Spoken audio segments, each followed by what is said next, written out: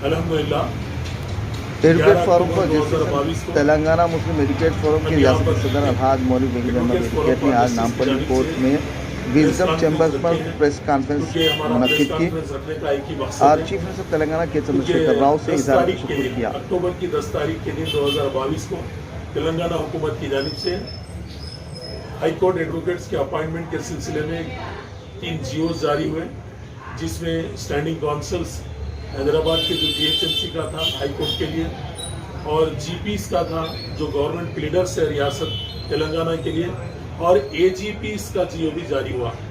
हम बहुत मशहूर है कल्वकुंटला चंद्रशेखर राव साहब के, जिन्होंने एक तारीखी रकम लिखी है।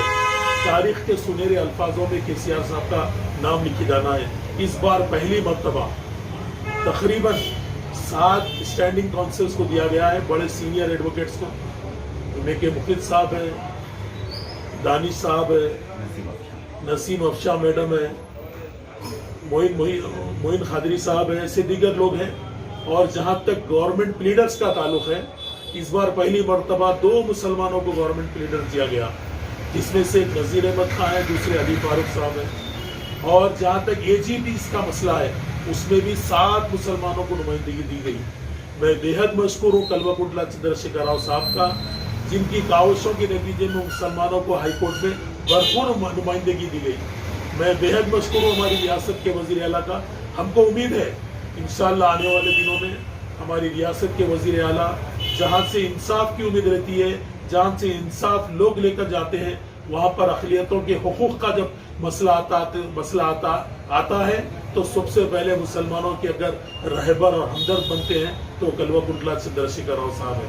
और मैं बेहद ममनून मशकूर हूँ। और एक बात की मैं गुजारिश भी करूँगा हमारे रियासत के वजीर आला कल्वकुंटला चंद्रशेखर राव साहब से, मरकज़ की हुकूमत को एक पैगाम रवाना करें, क्योंकि हाई कोर्ट में एक मुस्लिम जज की कमी है और मुसलमानों में एक मायूसी की कैफियत है।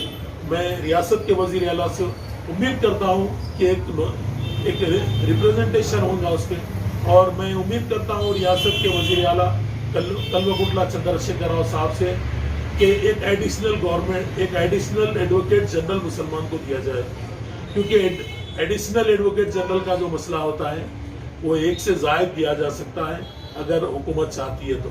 मैं रियासत के वजीर आला से यही कहूँगा कि एडवोकेट्स का जहाँ तक ताल्लुक़ है, मुस्लिम निकला का भी जहाँ से ताल्लुक़ है, तेलंगाना की स्ट्रगल में भरपूर